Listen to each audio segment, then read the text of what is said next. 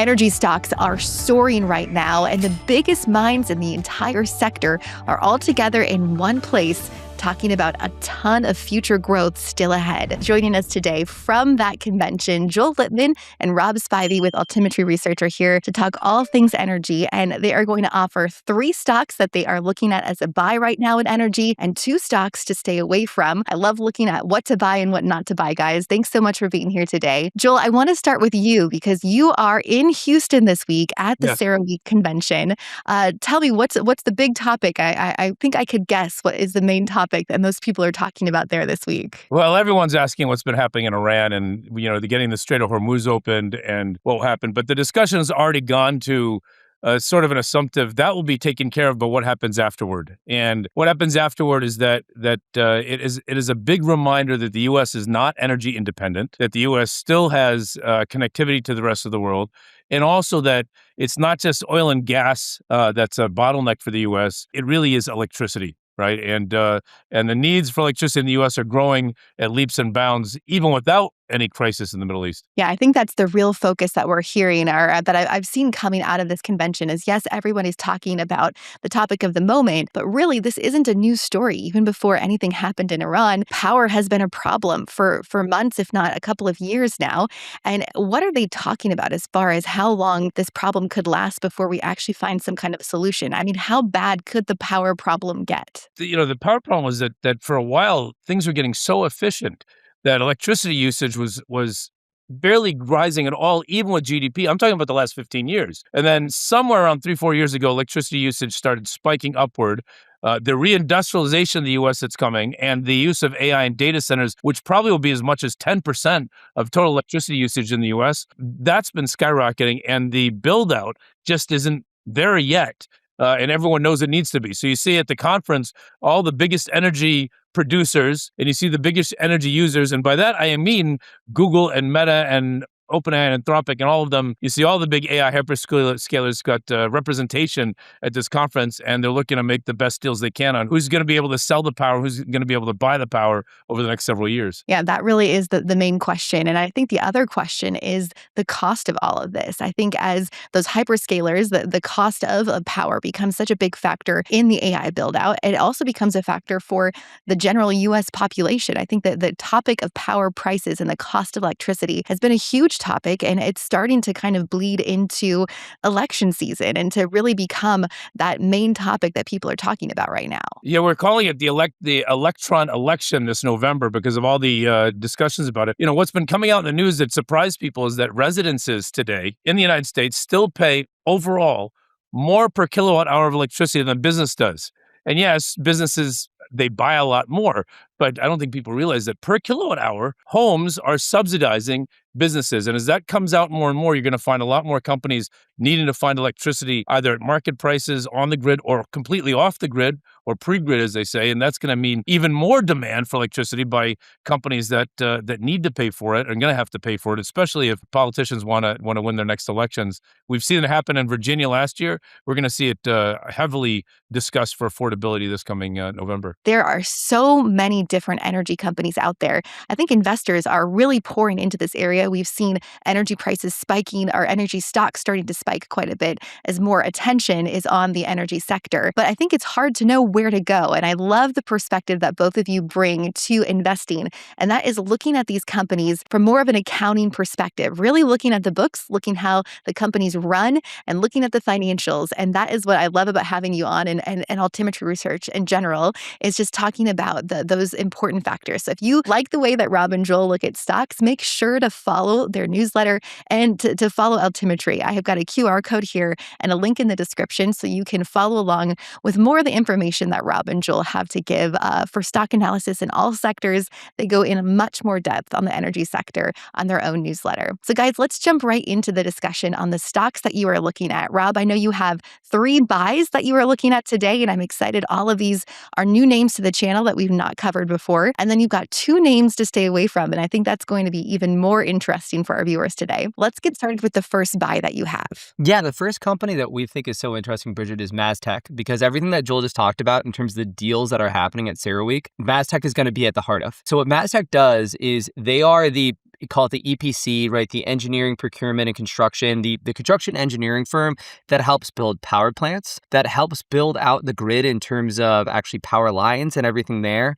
They actually are key in terms of laying fiber optic cables and also building data centers. If you think that we are going to have a huge amount of more spending in terms of building power plants and data centers, everything that Joel is talking about, they are going to be at the heart of it. Big players like Kinder Morgan, Eversource, Duke Energy, even AT&T, even players like IBM and Microsoft use them to be able to actually build everything from those power plants, those data centers, to lay fiber optic cable. What's so telling for us is when we use uniform accounting or cleaned up accounting analytics to really understand how profitable the company is, this company is 2 times more profitable than as reported metrics reflect. And this is a company that's got something like a $19 billion backlog. This company has a far visibility in terms of the ability to know that they actually have tons of demand coming in. And the market really is just totally sleeping on this because as reported metrics are just not reflecting anything going on at all. We always talk about this idea of embedded expectations, what the market is pricing the company to do. And this is the secret power that we have with this. What's really telling is the market is just pricing MasTech to have a normal good economic cycle. And it's totally sleeping on the fact that this is probably going to be a 5 or a 10-year build out is what we think, right? In terms of how long this build out is going to be. That's what we're seeing already. One of the things that Uniform Accounting is telling us about that company, about MasTech, is that it's 2 times more profitable than the books report.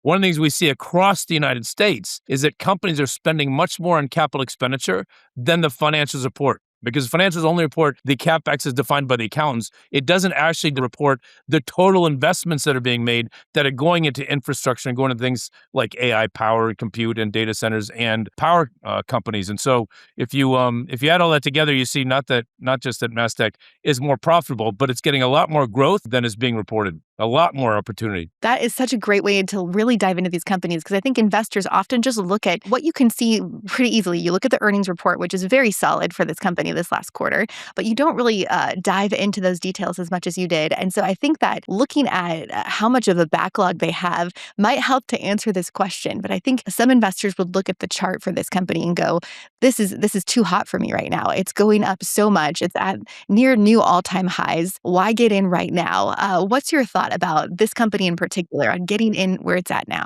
Absolutely. And it's a great question because it's something that we talk about constantly. And this is the idea of, we love this idea of companies that double again. And so what we did is we did deep research on this because look, we are by nature value investors also. And so whenever we see a stock chart that's taking off, you're like, oh, should I buy? When you are in the middle of a bull market, and as Joel said, this surge of investment that we're talking about that's coming here and that is still going on, we're in maybe the 3rd or 4th inning of this investment cycle for AI. And when you're in that kind of an investment-driven bull market, quite frankly, any bull market like this, the best way to figure out which stocks can double is to buy the stocks that already doubled. What we found when we did this work, we looked at for the last 30 years of companies in the US stock market. And what we found was in the middle of a bull market, and do not let Iran distract you from this. We are in the middle of a roaring bull market. If you buy the companies that just doubled, you have a 50-50 chance that company is going to double again, right? Not 50-50 chance that the stock's going to go up, that it's going to double again. And if we use uniform accounting to meter down that list, you increase your odds to 60%. So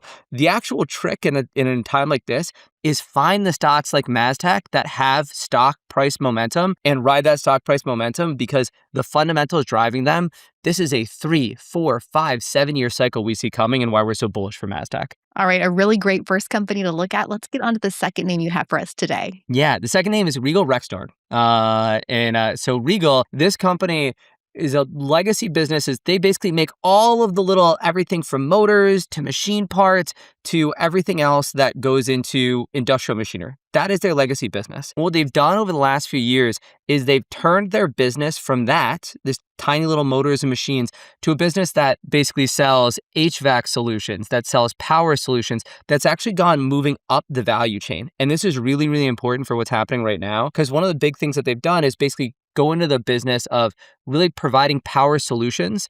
And those power solutions become so important when you deal with data centers, because we're not talking about power solutions in like power plants. We're talking about when the power comes in from the power lines or from a power plant that's right next to a data center. That data center cannot consume the power that was produced by the power plant like it comes. If it does, every single NVIDIA chip in there and Micron chip in there be fried, right? So what they have to do is you have to basically manage to step down that power.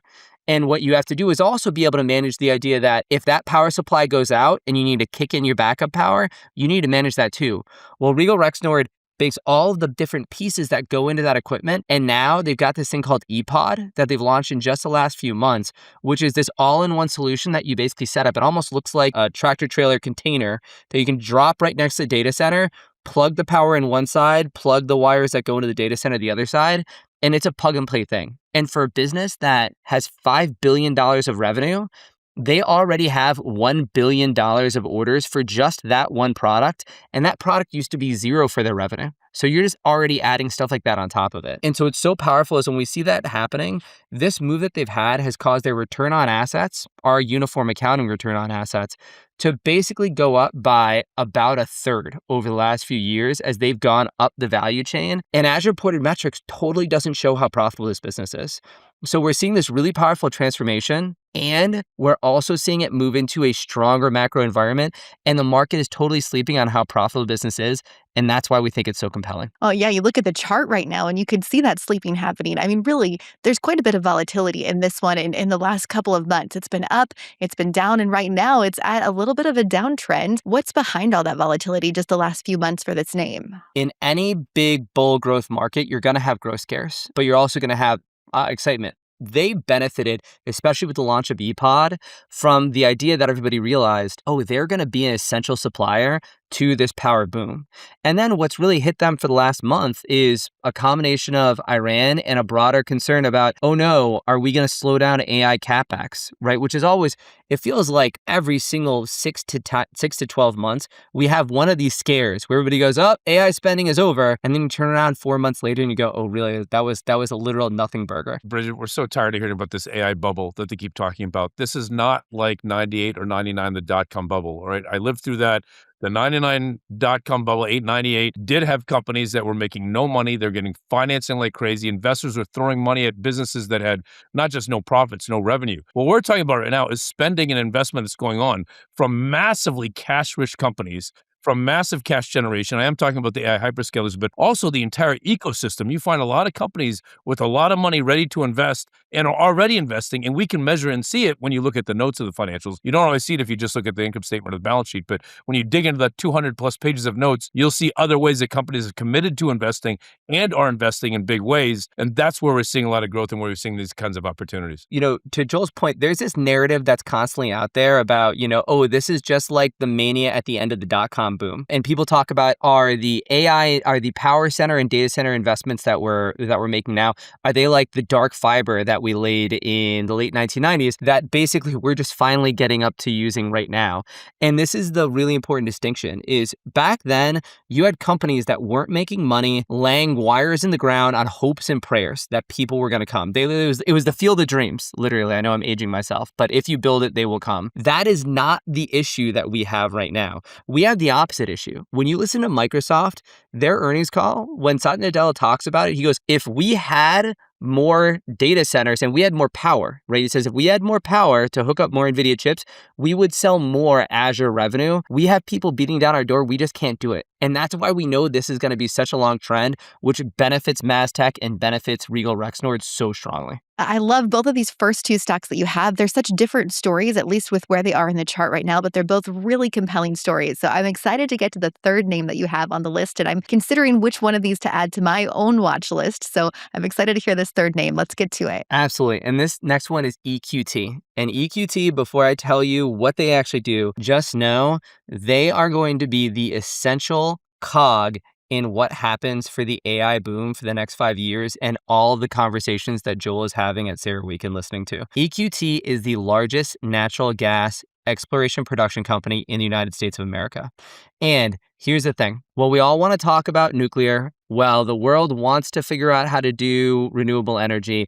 If we're going to power data centers in the next 5 years, those data centers need to be powered by natural gas. It's the only source of power that we have right now that can be baseload power, right? Which is what's so important. People don't recognize that everything that happened with the kind of male investment that's happened in the grid over the last 20 years is we have massively shrunk how much of the grid can actually just be on 24/7. Because when you build more solar and more wind, solar obviously can't be on when the sun's not out. Wind can't just not run when it's not windy. Wind can't also run if it's too windy, right? You have to shut it off because you'll damage the turbines. And battery backups, anybody who knows the game of battery backups will tell you the game for battery backups is, yeah, that extends your power for 2 to 4 hours. That doesn't get you to the 8 to 12 hours that you're overnight. And so if we need to be able to build a lot more power plants, we're going to have to build natural gas power plants. And EQT is in the center of that. They've got 9 years of reserves without them ever having to punch a new hole in the ground. They've got 12 years of proven reserves back there to be able to ramp up. And it is going to be core for when you talk about baseload power. And the other thing that's really interesting about this, they also, because of what's happened in Iran and in Qatar, they're going to get a little bit of a bump here that's going to keep on going on because LNG from the United States is going to become a continued priority too. So they're getting both benefits of a lot more demand for natural gas from a power perspective and also a lot more demand for natural gas from LNG exports. And really the market's totally sleeping on that for EQT. And that's why we think this one is a really interesting secret beneficiary of all the AI investment boom. The announcements we're seeing at CERAWeek here in Houston are announcements for big electrical power plants. And moreover, anything in the short to medium term, it's gas-based. Yeah, I think that's a huge point here for this stock is that this might not be the biggest growth story in energy 10, 15 years from now, but for the next 5 years, it does sound like this is the best short-term solution. And we're going to get to more of those long-term solution discussions in a minute. But I think that that is a really great way to look at companies like this is we're seeing growth in this name right now, but for the next few years, this could definitely be the growth story out there. I do want to talk about the volatility here with this one yet too. There's been quite a bit of volatility. So is that just a sign that maybe the market's not buying into natural gas as that solution for the next few years, or why are we seeing that volatility? Obviously, the geopolitical risks are a big factor of why we're seeing volatility because you definitely are going to see the demand. You're going to see the need for energy independence is being reinforced. But in the short term, it just makes for people, to get skittish and run away from stocks and run to safer places. It's one of the reasons you see the dollar improving during all this and you see U.S. Treasuries having a good run or whatever. It's not volatility that's not unwarranted, but long term, I think you're getting a buying opportunity in a lot of these really good names. Yeah, really good case for this company in the short term. I think all three of these stories have a really good, compelling story for growth in the next 5 years or so. It's hard to choose one to add to the watch list, but I think simply because of where it is today, I'm going to choose the second stock on the list. I also buy into the idea that the build out of these AI data centers is far from over. We're going to continue to see a lot of money flowing into this space, and this name just makes a lot of sense. I think it's at a really good entry point where it's at right now. So I'm going to add that to my watch list. If you want to see Bridget's Buys watch list, it's a paper trading watch list on MarketBeat. Scan the QR code or just go to marketbeat.com/Bridget and follow along with the different stocks we talk about on this list. Now, I am excited to get to the last two stocks that you had to talk about today. These are the ones that you were saying it is time to avoid right now. These are ones you would not invest in. And I think this is just as interesting of a conversation. So what is that first name that you are looking to avoid in the energy sector right now? It's more in terms of the AI build out necessarily than the energy sector, but obviously this is core and central to everything that's going on here from the conversations Joel's having at CERAWeek. And this is CoreWeave. When you talk about the idea that we're going to build a bunch of data centers, you might assume that means, oh, well, obviously CoreWeave, which is front and center for building out data centers, is obviously a stock you'd want to own. Here's the issue. CoreWeave, the dirty little secret in the industry is it is the WeWork of the AI boom. Because just like how WeWork packaged all this hype around how it was this new way of having office space, in reality, all that it was just Regus, just with a slicker packaging. CoreWeave is just like Equinox, just like Digital Realty, meaning it is a data center REIT. At the end of the day, is really what it is.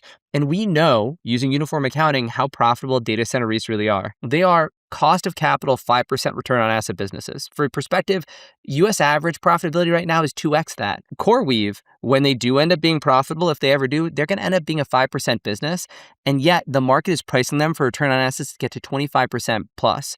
And this is the most telling thing for us. When we look at this company from a uniform accounting basis, we know last year, when 2024 and even a little bit in 2025, as reported metrics would try to tell you that CoreWeave was profitable. On a uniform accounting basis, we know the reality, which is this company has yet to make a single dime of profitability. And so that's why we would say steer clear of this one. This company is not going to be the way to play the AI boom or the energy boom at all. It's going to be a forgotten afterthought after all this. The company's economic profit has been negative since it went public, and we don't see why it's going to go positive anytime soon. Why is the stock at such a high price? I get out. Okay, that's why I love talking to both of you, is you're looking at these companies from that accounting perspective, and it is such a great way to kind of gauge where these companies could be headed in the future as far as growth. If you love the way that Rob and Joel look at the accounting behind these companies, make sure that you join their program, Altimetry Research. We have a QR code here and a link in the description. If you want to learn more about their view and their mindset on investing, they cover a lot of different stocks every day on their channel too. So you can find them here. Again, that link is right in the description.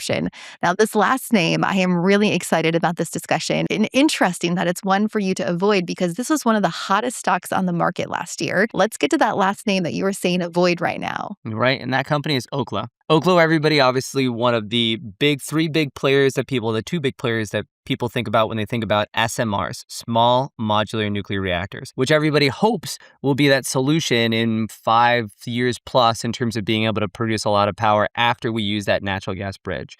Well, here's the issue. Again, just like how there's a dirty little secret that CoreWeave is the WeWork of AI, the fact of the matter is, all that Oklo really is a really cool idea with an awesome VC venture capital wrapper. There are at least 2 other companies with a significantly further lead in terms of getting to SMR technology, which is really complex to figure out, than Oklo is, right? That's NewScale, which has been doing this for a while, and also BWXT. And when you look at Oklo, what the market is pricing in is the market is pricing this company to see massive, massive profitability over the next couple of years to the tune of $400 to $500 million of uniform earnings when this company is losing $100 million a year in uniform earnings right now. And so just really, really high expectations for the transition. But the bigger issue is when the market is pricing this company to have strong return on assets, the business model this company is trying to pursue, which really nobody's talking about, is they're not trying to sell nuclear power plants and get people to buy them. No, what they're trying to say is we'll build the power plant and we will rent the power to you. And the issue is by doing that, this is a leasing business at the end of the day. They're just going to build a power plant and rent the power plant. Those power plants, they're going to end up with a cost of capital return on assets, probably in terms of where things shake out. And the bigger issue is SMRs. Right now, when you look at nuclear power, new build nuclear power probably cost 200 to 250 megawatts, dollars per megawatt hour. The hyperscalers right now are bulking in the mid hundreds. So you thinking that they're going to charge premium prices to be able to get that? It's just not going to happen for Oklo. And even if it does happen, it's going to happen for one of the other players, not Oklo, because the fact that they're actually behind on the technology side. That's why we would steer clear of this one. Maybe not short it, Bridget, just because to your point, it has been a rocket ship, but this is not one of those doubles that we talked about before that's going to double again. This is a double that might struggle to keep going up. Okay, so listening to you, it sounds like you are not bullish on Oklo specifically because of some of their business practices and their specific accounting, but sector-wide, what are your thoughts on the future of these, SMR companies? Do you think that the other companies you mentioned do have a stronger future ahead? And how far could that time horizon be for these companies if it is something that you're hearing about? Joel, I'm specifically curious to see, are you hearing a lot of discussion at this energy conference this week talking about the future of energy being nuclear and these small nuclear reactors? Well, there's a big discussion that China has been really moving ahead commercially in building out small nuclear reactors in a way that the U.S. hasn't. But sometimes we forget that the U.S. does have an organization that has been building the greatest small nuclear reactors, small modular reactors that are moving all over the world and have been for the last 40 years without a single negative incident or bad incident, and that's the U.S. military. Right now, you've got SMRs floating or submerged on the world in submarines or ships or aircraft carriers, powering the U.S. military. It's the reason why the U.S. has such military dominance of the seas, the oceans, and it's because of nuclear. And without that, you can't. So what we need to see is all this technology and expertise be allowed to be taken from the U.S. military and brought to U.S. commercially. And if so, and that happens soon enough, you're going to see SMRs do fantastic in the U.S. But right now, the U.S. is a little bit behind commercially, even though it's so far ahead technologically. And so it's still something that's probably 5+ years out. Most of the electricity problems the U.S. has are going to have to be solved by, especially the AI compute, are going to have to be solved by natural gas in the coming years. Yeah, Rob, do you think that there's a benefit for investors getting into these kind of SMR stocks right now to get in early on future growth, or is it going to be a really volatile ride if you do choose to invest in this area right now? Anytime that you're betting on future cash flows that are pretty far out, which for these SMRs, most of them they are going to be, it's tough. This is why if you were going to pay attention to one of the SMR companies, probably the one to pay attention to is the one that nobody really talks about as SMR, but as Joel pointed out, is the company that is essential for the Navy to make SMRs, which we've been doing for 60, 70 years, which is BWXT.